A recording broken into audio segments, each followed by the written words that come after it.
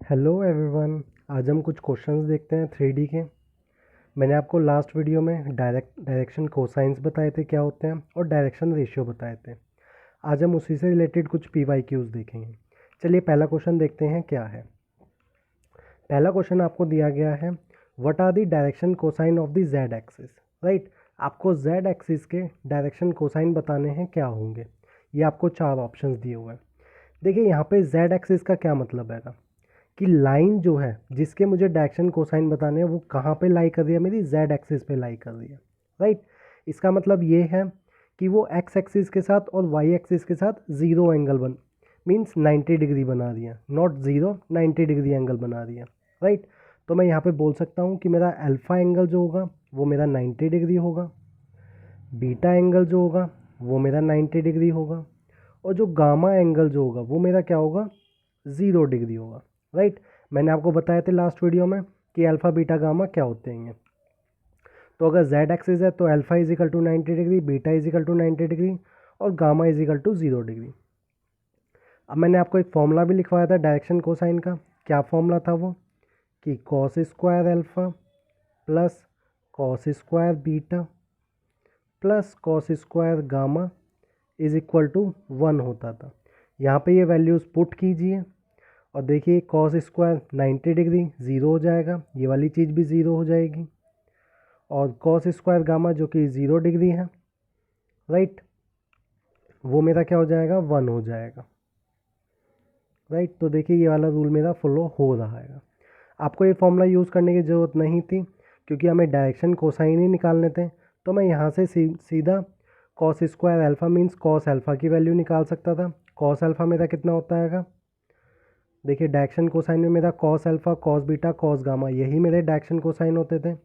तो मैं cos alpha is equal to यहाँ पे 90 डिग्री लिखूँगा तो ये 0 आ जाएगा।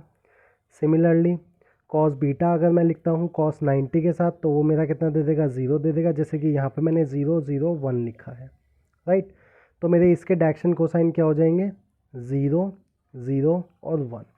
देखिए ऑप्शन डी मेरा करेक्ट मैच कर रहा है। राइट, इसी तरीके से अगर यहाँ पे जेड एक्सिस होता और जेड एक्सिस के अलावा अगर मेरा कोई और एक्सिस होता, जैसे कि वाई एक्सिस हो गया या एक्स एक्सिस हो गया, तो उसके डायरेक्शन कोसाइन हम कैसे लिख सकते हैं। देखिए मैं यहाँ पे लिख देता हूँ। तो अगर मुझसे पूछे जाते direction cosine of x axis, तो उसके आपके डायरेक्शन कोसाइन होते हैं 1, 0, 0। सिमिलरली अगर मुझसे पूछा जाता है कि direction cosine of Y axis, तो आपके उसके डायरेक्शन कोसाइन हो जाते हैं 1, 0, 1, 0। तो आप ये चीज़ ध्यान रखिएगा कि अगर जेड एक्सिस के डायरेक्शन कोसाइन निकालने हैं तो वो होते हैं 0 0 1। डायरेक्शन कोसाइन अगर मुझे एक्स एक्सिस के निकालने हैं तो होते हैं 1 0 0। और अगर मुझे डायरेक्शन कोसाइन निकालने हैं वाई एक्सिस के तो वो होते हैं 0 1 और 0। राइट, इस तरीके से एक क्वेश्चन और आया था कि आपको डायरेक्शन कोसाइन दिए गए थे। राइट, और आपसे पूछा गया था कि लाइन जो है वो किसके पैरेलल रहेगी। आपको कुछ ऐसे दिया गया था कि वाई एक्सिस जो है मीन्स आपको ये दे दिया गया था कि 0 1 0 ये डायरेक्शन कोसाइन है, और आपसे कहा गया था कि ये डायरेक्शन कोसाइन जो लाइन जिस लाइन के डायरेक्शन कोसाइन है, और 4 ऑप्शन देते हैं कि वो लाइन एक्स एक्सिस के पैरेलल है, वाई एक्सिस के पैरेलल है, जेड एक्सिस के पैरेलल है, या फिर इंक्लाइंड है, इक्वली इंक्लाइंड है तीनों एक्सिस पे। तो देखिए ये वाली लाइन मेरी कहाँ पे है, ये डायरेक्शन कोसाइन मेरे किसके हैं, वाई एक्सिस के हैं। तो ये वाली लाइन जो है मेरी वाई एक्सिस के क्या होगी, पैरेलल होगी। राइट, तो इसका सही ऑप्शन होगा पैरेलल टू वाई एक्सिस। देखना आपको प्रीवियस ईयर में ऐसा क्वेश्चन जरूर मिलेगा एक। सिमिलरली मैं आपको इसमें एक चीज़ और बताता हूँ कि अगर इक्वली इंक्लाइंड होते हैं तब मेरे डायरेक्शन कोसाइन क्या होते हैं। देखिए जैसे कि मैंने ये वाला फॉर्मूला लिखा था cos square alpha plus cos square beta plus cos square gamma. Equally incline का मतलब है कि मेरे अल्फ़ा बीटा और गामा तीनों ही क्या है, मेरे इक्वल रहेंगे। राइट, तो उसमें अगर मैं यहाँ पे वैल्यू पुट करूँगा तो वो मेरा आ जाएगा, जैसे कि मैं इन तीनों को बोल देता हूँ कि तीनों एंगल मेरे थीटा के बराबर है। राइट, तो यहाँ से मैं अगर निकालूंगा तो ये मेरा आ जाएगा 3 cos square theta is equal to 1, और यहाँ से कॉस थीटा मेरा आ जाएगा 1/√3 प्लस माइनस, राइट। देखिए कॉस थीटा मेरा प्लस माइनस 1/√3 आएगा, तो मैं यहाँ से डायरेक्शन कोसाइन लिख सकता हूँ। क्या हो जाएगा मेरा कॉस अल्फा, तीनों ही मेरे क्या है सेम हैंगे। तो ध्यान रखिएगा कि अगर मेरा इक्वली इंक्लाइंड वर्ड आता है, राइट, मैं यहाँ पे लिख देता हूँ, अगर इक्वली इंक्लाइंड आता है कि कोई लाइन जो है वो इक्वली इंक्लाइंड है कि तीनों एक्सिस के और उसके डायरेक्शन कोसाइन पूछे गए हैं, तो वो मेरा किसके बराबर होगा, 1/√3, 1/√3 और 1/√3। और इसमें आप प्लस माइनस भी लगा सकते हो। ध्यान रखिएगा एक बारी में आपको प्लस ही लेना होगा तीनों के साथ और एक बारी आपको माइनस लेना होगा तीनों के साथ, राइट। चलिए नेक्स्ट क्वेश्चन देखते हैं। नेक्स्ट क्वेश्चन क्या कहा गया है, तो आपको ये समझ में आ गया होगा कि एक्स एक्सिस, वाई एक्सिस और जेड एक्सिस के डायरेक्शन कोसाइंस क्या होते हैं और इक्वली इंक्लाइंड में मेरे क्या होते हैं डायरेक्शन कोसाइन। चलिए अब देखते हैं सेकंड क्वेश्चन क्या कहा गया है कि एक लाइन हैगी, वो इन 2 पॉइंट से पास हो रही है और हमसे पूछा गया है डायरेक्शन रेशियो इस लाइन के। देखिए मैंने आपको डायरेक्शन रेशियो बताए थे कि कैसे निकालने होते हैं, कि अगर मुझे कोई भी 2 पॉइंट्स दिए गए हैं x1, y1 एंड z1, और दूसरा अगर x2, y2 और z2 है, तो मैं डायरेक्शन कोसाइन कैसे निकालता था, x2 minus x1, y2 minus y1 और z2 माइनस z1। इस तरीके से आप डायरेक्शन कोसाइन निकाल सकते हो। तो करते हैं, देखिए x2 माइनस x1 करते हैं, 2 माइनस 6, ये आपका हो जाएगा -4। उसके बाद y2 -3 प्लस 7, ये आपका हो जाएगा 4। और z2 1 और ये -1 प्लस 1 हो जाएगा, तो ये आपका हो जाएगा 2। तो देखिए मेरा यहाँ पे पेयर बन जाएगा -4, 4 और 2। तो मेरा option C is correct option, right. देखिए यहाँ पे हम ऐसा भी कर सकते थे कि x1 minus x2, y1 minus y2, z1 minus z2 भी कर सकते थे, राइट। बस आपको फिर साइन एडजस्ट करना होगा, ठीक है। तो इस तरीके से आप सेकंड क्वेश्चन डायरेक्शन रेशियो निकाल सकते हैं। चलिए अब थर्ड क्वेश्चन देखते हैं।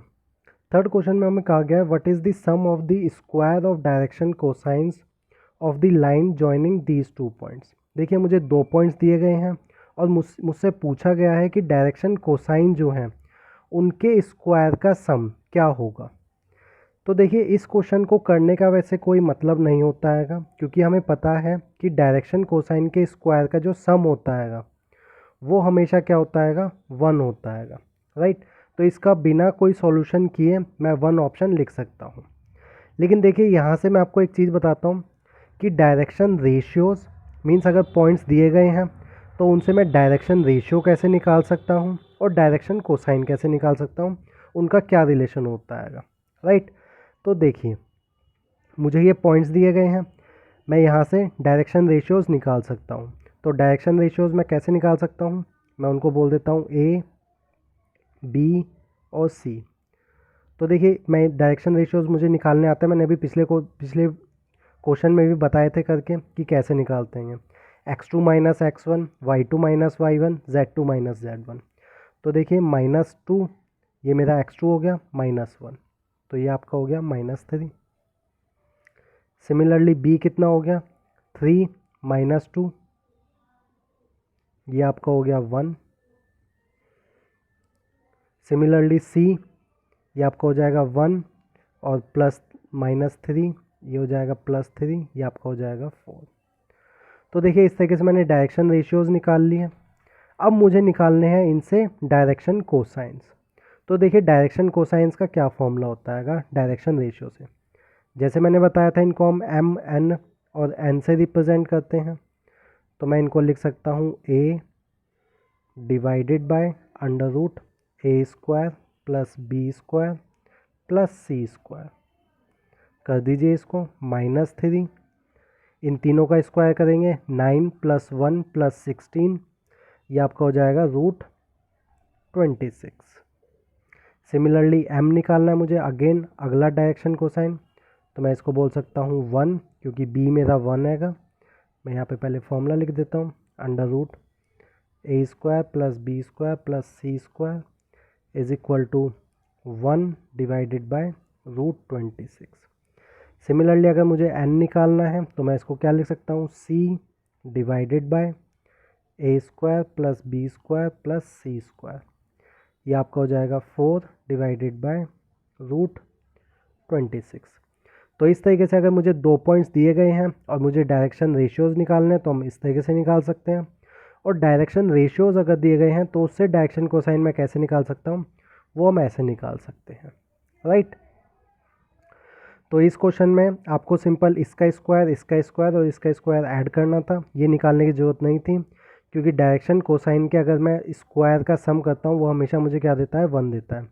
जैसे कि मैंने आपको ये चीज़ लिखवाई थी ना, cos square alpha plus cos square beta plus cos square gamma, ये हमेशा क्या होता है, मेरा 1 होता है। तो ये देखिए है ही क्या, कॉस अल्फ़ा डायरेक्शन कोसाइन का स्क्वायर, कॉस बीटा ये भी डायरेक्शन कोसाइन, ये भी डायरेक्शन कोसाइन, राइट। तो ये हमेशा क्या होता है, 1 होता है। चलिए अब नेक्स्ट क्वेश्चन देखते हैं। नेक्स्ट क्वेश्चन क्या है, एक लाइन दी गई है जो कि सेम एंगल बना रही है अल्फ़ा एक्स एक्सिस के साथ और वाई एक्सिस के साथ, यानी कि आपको अब की बारी जो अल्फ़ा जो है वो आपको दिया गया है, अल्फ़ा ही दिया गया है, राइट। ये अल्फ़ा मेरा कौन सा है, जो एक्स एक्सिस के साथ जो एंगल बनाया जाता है वो आपको अल्फ़ा दिया गया है। सिमिलरली बीटा जो वाई एक्सिस के साथ होता है वो भी आपको अल्फ़ा ही दिया गया है, राइट।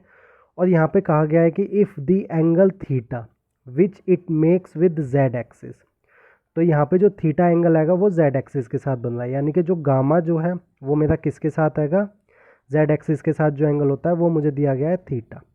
और इसके साथ साथ मुझे एक रिलेशन भी दिया गया है कि sine square theta is equal to 2 sine square alpha.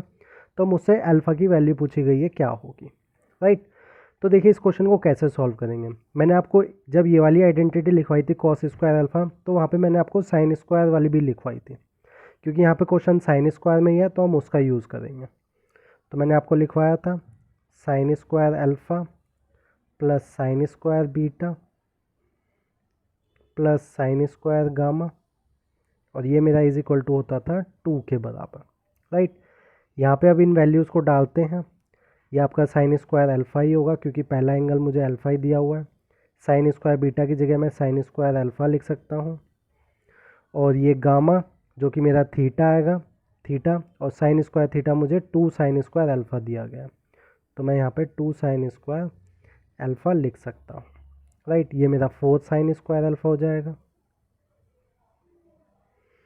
Is equal to 2 sine square alpha is equal to 1/2, और यहाँ से मेरा साइन अल्फ़ा आ जाएगा प्लस माइनस 1/√2, राइट। मुझे अल्फ़ा की वैल्यू बतानी है, तो अल्फ़ा की वैल्यू मेरी कितनी आ जाएगी, प्लस माइनस π/4 आ जाएगी, राइट। यहाँ पे मेरा एक ऑप्शन π/4 लिखा हुआ है, तो इसका आंसर होगा